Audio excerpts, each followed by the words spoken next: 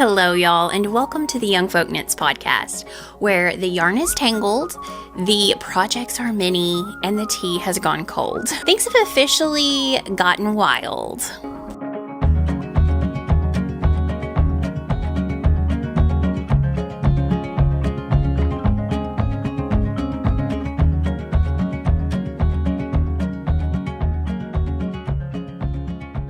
Hello, y'all, and welcome back to YoungFolkKnits. If you're new here, my name is Casey, and on this channel, I love to share all about my love of fiber arts. So there's lots of knitting, sewing, spinning, and whatever else we might be up to at the moment. I also occasionally share about life on a small farm here in Arkansas. So if any of that sounds like it might be your cup of tea, make sure and hit that subscribe button so you won't miss out on any future video content. Today, the projects are projecting, but much more exciting than that, I have multiple finished objects. Yay! I'm so excited. There has been some creative chaos, but it's fall, it's sweater weather. I'm feeling it. I'm having so much fun. So I'm embracing it. And I'm feeling good. So it has been actually fairly warm outside. Weather update, which I know you all live for. We, first of all, have had, 70s, upper 70s, not very fall-like, but it hasn't been humid, so that's nice. But you get hot in your sweaters. Today, the high is 53, and tomorrow, the high is 43, which is incredibly exciting. I am so happy to be able to pull my wool out and feel good about it. I don't need a coat, but all I need is a wool sweater, some warm socks, and I'm good to go. So my sweaters, it's their time to shine. It is their season, and I'm loving it.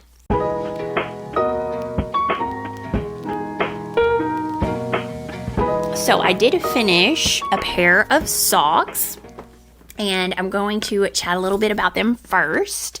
They're keeping my feet warm. Andrea Mowry released, she's going to release this week. If you're watching this, they've already been released.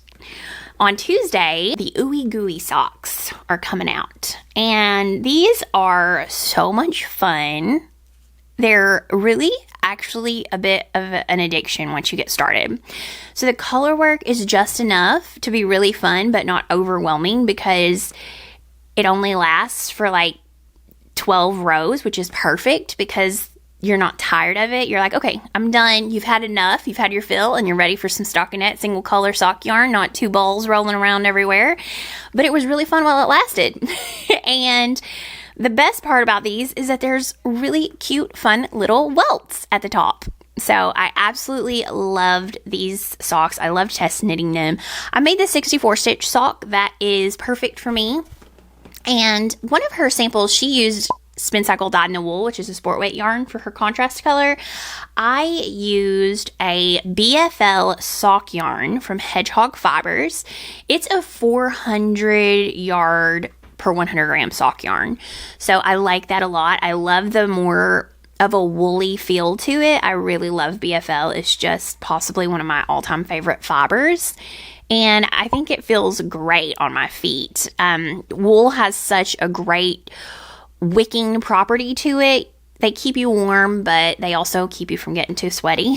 So I do really, really love wool socks. There's two different options for these socks. You can either knit them cuff down or toe up, and you get both options for the price of one in the pattern. I'm a cuff down girly. I don't mind doing toe up, but I like cuff down, especially when there's color work. I really prefer that, because I also love a heel flap and gusset. My favorite way to work that is just top down, give me a good heel flap going. And these fit really well. They're super comfy, and I'm very happy with my yarn choice. Now, if you've never knit socks before, there's multiple different ways you can do it. You can do it on a 9-inch circular needle. You can do it magic loop. You can do it with DPNs. They're all great. One thing I will say about 9-inch circulars, which is what I use, you can't only use 9-inch circulars. You can use 9-inch circulars for everything except the toe. So the beginning of the toe, if you cast on at the toe, you're going to have long needles or DPNs, and you're going to need it because of the few stitches that are worked on the toe. And if you cast off on the toe, you're going to have to switch off of 9-inch circulars, you know, pretty soon into your decreases. So that's the one thing I will say. You will need multiple needles if you're going to use 9-inch circs, but that's worth it to me. I love it. It goes fast. It's my preferred method. So I knit these on a US 1, and I'm just very happy with these socks. Now, this is going to be part of her yearly challenge that she does around Thanksgiving, where you try to knit a whole pair of socks in a weekend. And I think it's doable. The color work on this is not overwhelming. The welts are very easy and satisfying and fun. And I think it's doable. Now, you will be knitting all weekend. You might not sleep and you might not eat, but you can do it. Socks are a whole different ball game from just about anything else. Knitting socks is its own hobby. It's different than knitting sweaters. It has techniques that are really only used in socks, and you have to do everything just right, because if you don't, your sock's not going to fit. This little bitty small circumference has got to be spot on with your gauge, or else your socks are going to be too little or too big. You either won't be able to get it over your heel, or they're going to be falling down and feel scrunched up in your shoes. So gauge is very important when you're knitting socks. And all the little things that you do while you're knitting it make a difference. It does matter. With that being said, it's totally doable, and it is a lot of fun. Something that has helped me, especially getting started with knitting socks, and I highly recommend to anyone before they dive into it, or if you're having trouble with it, is to take a class. So take a class on knitting socks, and I really loved taking one from the sponsor of today's video, which is Skillshare. Skillshare is actually the largest online learning community for creatives like us. Skillshare has such a wide breadth and depth of topics that whatever your interest is, there's a class for you. While knitting is my first love, I wholeheartedly enjoy diving into new hobbies like painting and watercolor. I've had so much fun taking their classes. So I always know when I need to hone a new technique, Skillshare is the place to visit. I thoroughly enjoyed and highly recommend their class, Cozy House Socks, an introduction to sock knitting. This class is taught by Whitney Hayward, who is actually a knitwear designer and hand spinner in Portland, Maine. If you're ready to dive into socks, this class could not be more helpful. Whitney teaches you how to knit a gauge swatch, cast on in the round using the magic loop, make a turn teal, knit a sock gusset, and then graft live stitches together with a Kitchener stitch. This is such a great class that you can apply to all those beautiful sock patterns out there. And the best part is when you finish the class, you're going to leave with a beautiful pair of hand knit socks. Skillshare is a wonderful platform to connect with other creatives, get inspiration, and learn from experts in their field. So whatever your interest is, whether it's knitting, sewing, painting, watercolor, procreate, drawing, illustration, photography, whatever the topic, there's a class for you. And that's why I'm so excited to be partnering again with Skillshare this month. The first 500 people to use the link in my description or to scan the QR code will receive a 1-month free trial of Skillshare plus 20% off your first year. And this is valid for new members only. So if you want to make connections, learn at your own pace from world-class creatives, then join Skillshare today. Thanks again for sponsoring today's video. Okay, I can see that the sun is starting to go down, and I'm sorry, I don't know why this keeps happening. I keep postponing recording until the end of the day, and now it gets dark at like 2 o'clock. Let me clip my microphone on and show you my next finished object. All right, I am so excited because I finally finished my Norma sweater. So this beautiful raglan sweater pattern is designed by My Favorite Things Knitwear. And I cast this on, I want to say at the very beginning of the year, like February of 2025. So I finished it within the year. And I was like, why did I ever set this down? I know why I did. It's because I got distracted by test knits.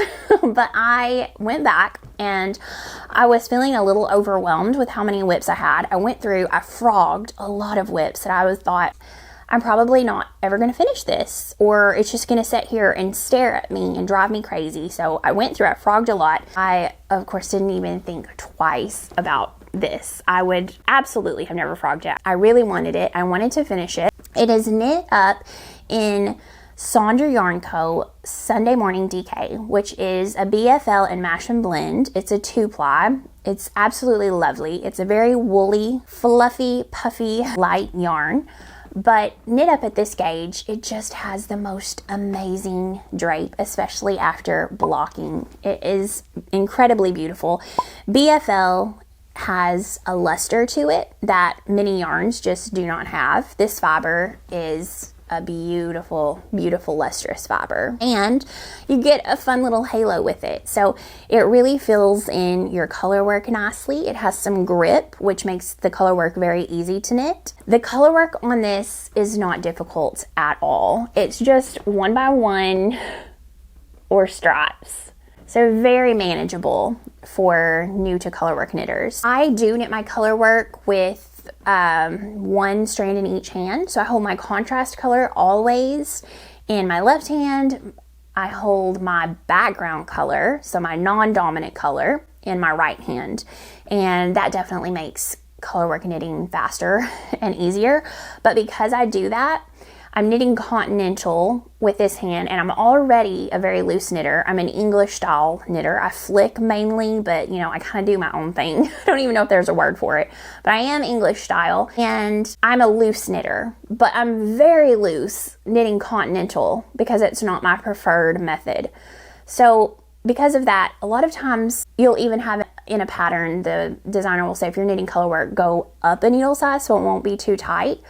My color work gauge is way bigger and looser than my stockinette gauge, which is crazy, but that's how it works out for me. And it's important for you to know these things when you go into knitting a sweater. So I never go up a needle size for my color work. Absolutely never. Sometimes I feel like I need to go down a needle size, especially if I'm using metal needles. I was able to achieve gauge with this DK weight yarn, even though I think this calls for an Aran weight.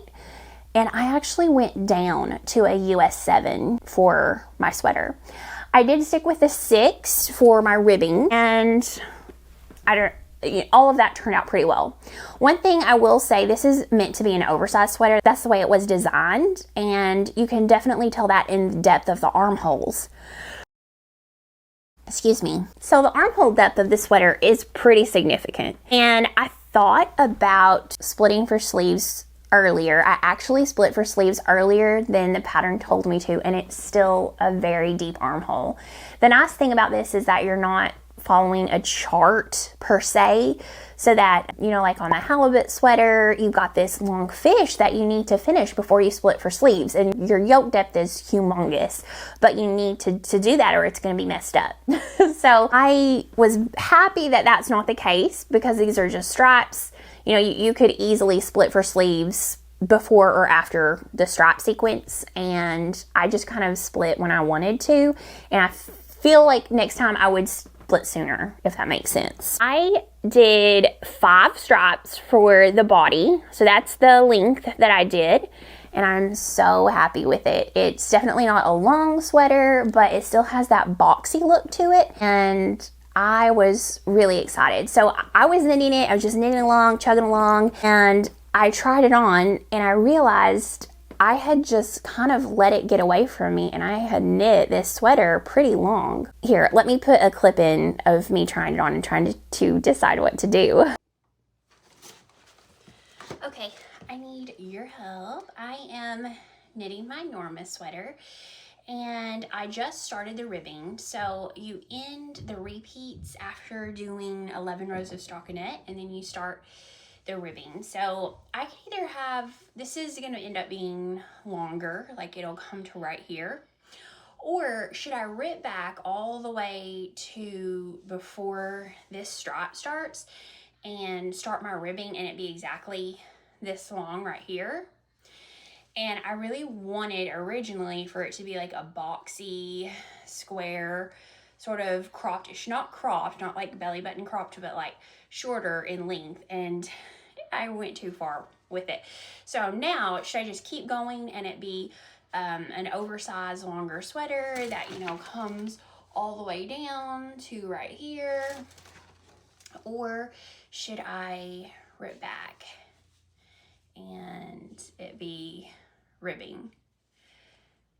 Does that look a little bit better, that length? So I showed this to a few of my friends. I asked a few people what they thought I should do, and everybody said, I can tell you want to rip back, and that's what I would do. I think that length will be best for you, and that's exactly what I did. I ripped back to the point of having 5 body straps, and then I finished this section of stockinette, and I did a longer ribbing for the hem than the pattern calls for. I would say that this is a 2.5 to 3 inch hem, probably 3 inches, 2.75 inches of ribbing. That's what I love. I don't like a skinny rib. I would rather take part of the sweater away and start my ribbing earlier because I love a chunky hem. That's just my preferred look. Everybody likes something different, but that's what I like. So I'm really glad especially that I went back and cropped it. I did, however, make the sleeves exactly as long as it called for, and they're nice and long, which I love. And I have now paired this with multiple sewn items. I wore it with my Riley overalls the other day. That was really fun and definitely gave me some fish girl fall vibes. I sewed a pair of Oxbow jeans in a orangey red color, and they were surprisingly really cute with this. I definitely got the 70s vibes from it. And I've also paired it with a denim skirt, which I will share with y'all in a little bit, but with some boots and everything. I felt like it hit really well. So I'm incredibly happy with how this turned out. I highly recommend it. I would give a few words of wisdom. So I did do the raglan. Really think about splitting 4 sleeves sooner than the pattern calls for, unless you're totally cool with it being very oversized, very deep armholes. Just pay attention to that. Try it on as you go and consider the possibility that you might like it better with an earlier split for sleeves. Number 2, consider a longer ribbing. I love my longer ribbing. I think it looks great. Number 3, make sure that you do your sleeves really long. I think they look great whenever they come all the way down to right here with this particular pattern. It was just the whole look that I was going for. Very much inspired by Melissa from Sonder Yarn Co.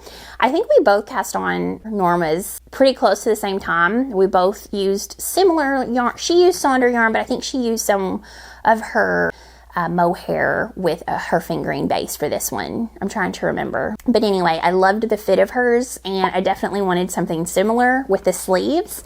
And I was very pleased with where the sleeves hit on this. So lots of fun. Love this. Definitely recommend. There's 2 versions of this sweater. You can either do the raglan version or the drop shoulder version. I have seen both and I love both. I think both would be awesome. I kind of preferred the way that the straps set on the sleeves with the raglan version. That's my preference, but I really do love them both. I think that it is a super fun pattern. Okay, now for the super fun part. Let's chat about projects, both current and future. All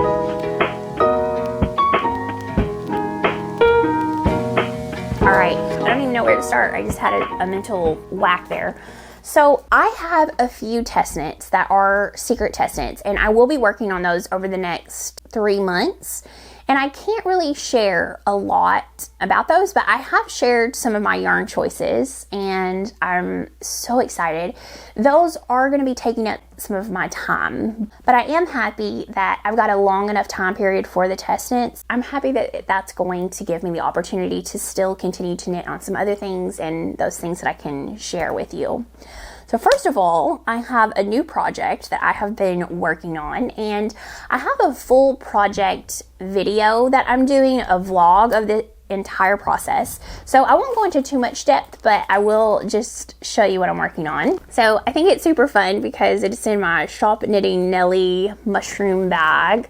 It's one of my favorites. I love it. So I have been wanting one of these for I don't even know how long now. It's been years and years and years. That's how long the pattern's been out, and that's how long I've been wanting one. So I have been trying to get some vests knit up. It's been a little bit of a challenge because I've had a little bit of trouble with the fit And I do still have my Ingrid vest, my Ingrid slip over. I've kind of got it on pause right now because I'm not sure about a few things. I was talking to Natalie of the Knit Cheek podcast, and she is co-hosting a vest make-along with Love of Fibers podcast, and I wanted to join in. So I cast on a Friday v-neck slip over from Petite Knit. I love a good v-neck. It's just so much fun. All right, I hate to have to do this, but I turned on the overhead light. I know it makes the color super funky. But this is my Friday v-neck slip over from Petite Knit, and I am knitting it in Camellia Fiber Co. Yak DK. This is one of my all-time favorite yarns. I am such a fan of it, and I have been for a long time. I've gotten it and I've bought it in so many colors actually. But it is 60% superwash merino wool, 20% silk, and 20% yak. It's such a little luxury base. And this is 100 grams with 230 yards. So I saw the color Rubios and I immediately knew that it needed to be something for my fall wardrobe. And I decided it would be perfect in a vest. It would be a little slinky. The fabric would be really nice and drapey.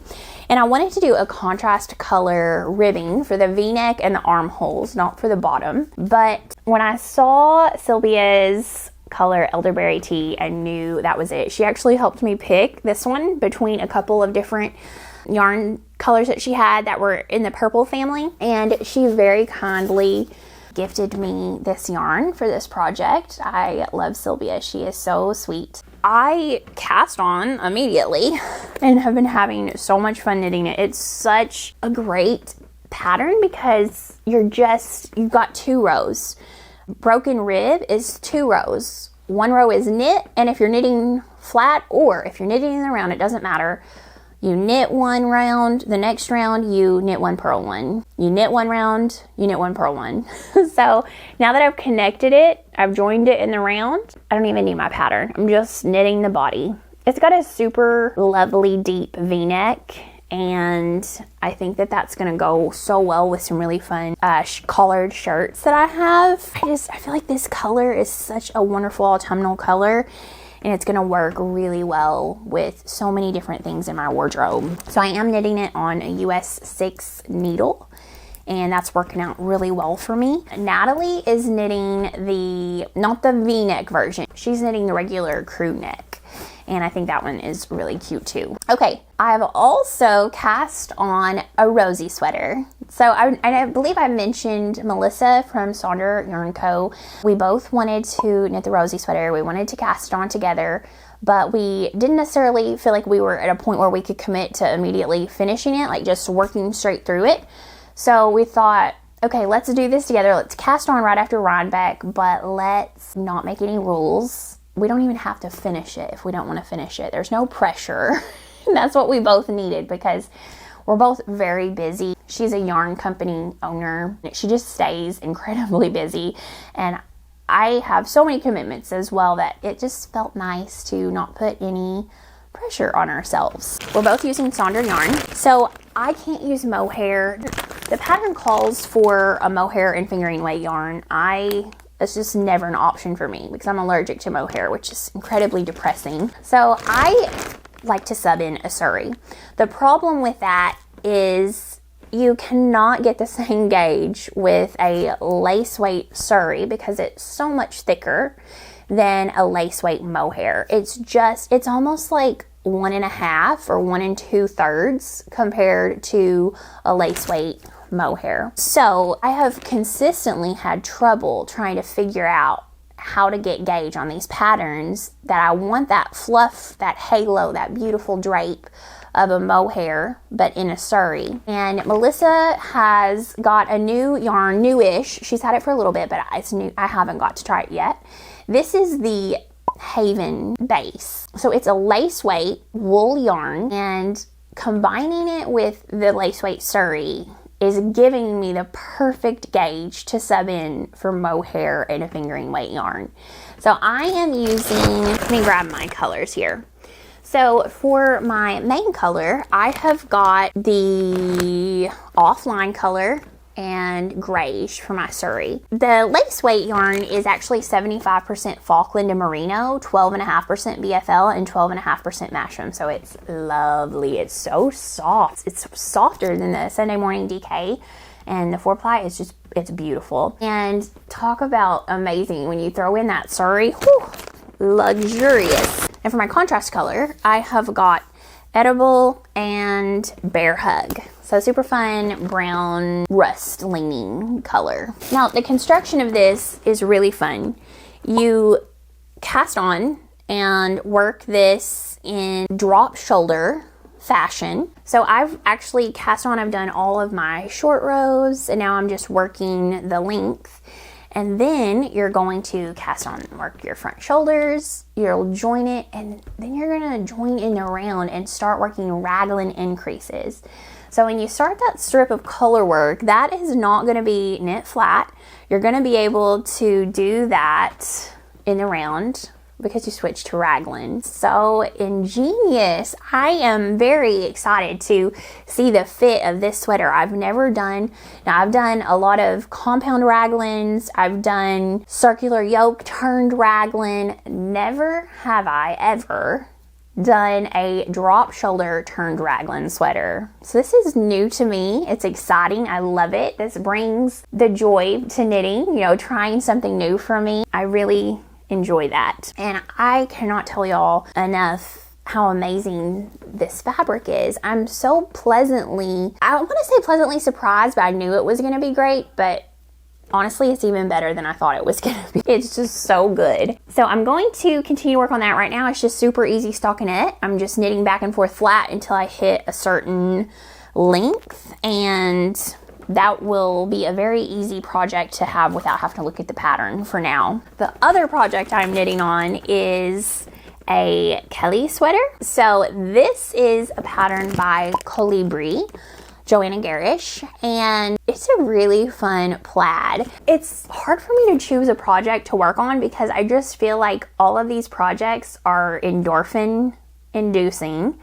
They're so much fun. I feel like nothing I'm working on is boring, and I really want all of these finished objects. I think they're going to create some really beautiful and special sweaters and finished objects, not your run-of-the-mill sweater, which there's nothing wrong with, but all of these are really exciting, and it's very hard for me to just choose one to work on. For this pattern, I was gifted a kit from the Lamb & Kid, and it is their Surrey base, their birdie base. So we have that lovely lace weight Surrey, and I'm holding it double because the pattern actually calls for you to hold mohair triple. Again, cannot do that stinking mohair, so I'm having to forge my own path.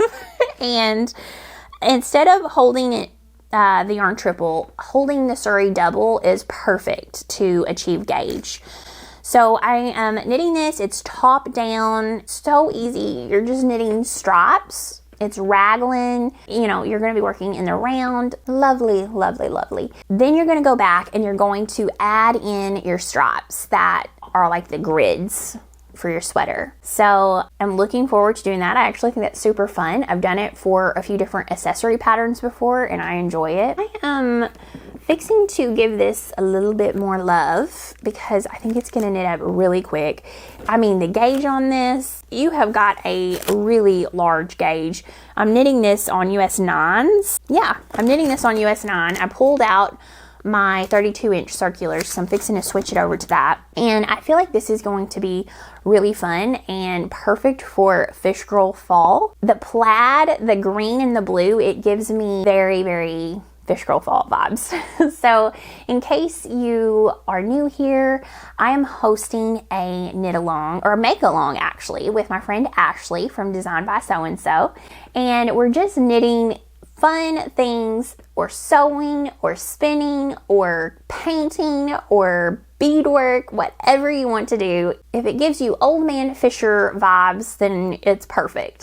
It could be something with a fish motif. It could be half fisherman's rib. It could just be fisherman core. All of it works. And we're continuing this through the first day of winter, which is like December 21st or 22nd. It's one of those days. But jump in. We're having a blast. There's some great prizes.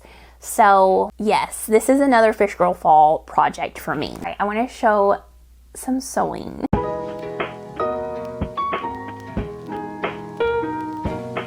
All right, I have been eyeing this for a while, and I finally decided I could wait no longer. So I got some denim in the mail that I ordered from Lyrical Fabrics, and it's their bluebird linen, and I am wildly obsessed with the color, first of all. Let me just tell you that. So I've had a pattern from True Bias. It's called the Blair skirt for a while, and I've actually cut it out a few times. And this time it finally stuck, and I think I found the right length for a fun little denim version. So I sewed a Blair skirt. I really wanted to have some 70s vibes. I love all things 70s, and I felt like this skirt with the right material, the right length, the right outfit could really give those 70s vibes. So I sewed a length that was directly halfway between the midi and the long version. So I just cut it at the halfway point between those two, and that's the length I sewed, and I think it turned out perfect. The denim is this a 9-ounce denim? It's a nice weight. It's not too heavy, but it still has a great structure to it. It holds the darts really beautifully, and I'm just so pleased with it.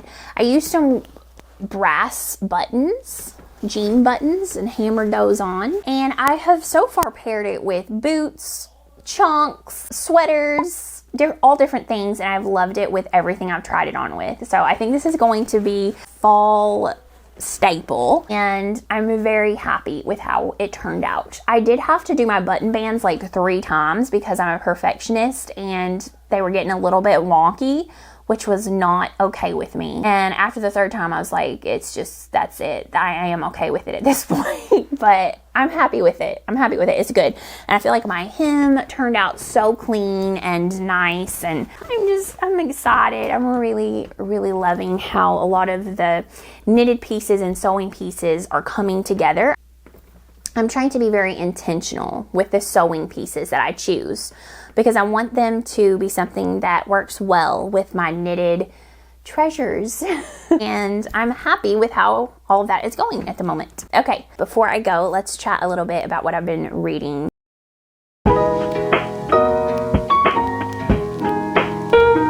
So this is an upcoming read for me. I just bought the book, but it's called Murder in the Scottish Highlands. So this is by D. McDonald, and it doesn't have a huge number of ratings. It was released in September of 2024, and it looks like it might be a bit of a hidden gem. So I got this on Audible during their sale, and I'm excited to read it. The narrator has a very unique voice. Definitely got that Scottish, that beautiful Scottish twang to it. So this is part of a new series of mysteries surrounding a late in life woman who moves to the Scottish Highlands and opens up a guest house. So her name is Allie McKinley, and this time in the first book she finds a murdered guest. So it's all about that. As I said, I have read like the first chapter, so this is an upcoming read to me. If you have a book to recommend, please let me know. I'm always on the lookout for new mystery or a lovely biography, autobiography, anything like that. I really enjoy them, so let me know if you have a recommendation for me, and I would love that. That's all I have got for today. I'm going to cut my exploits short here because otherwise this will be a 3-hour video. Thank you so much for spending time with me though. If you enjoy videos like this, then please make sure and give it a thumbs up and hit that subscribe button so you won't miss out on any future video content.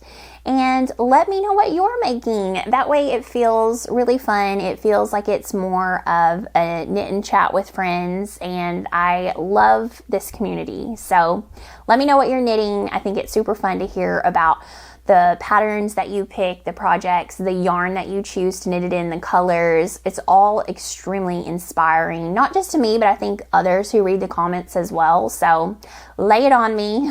What are you knitting? What are you sewing? Let us know. And until next time, happy knitting, y'all.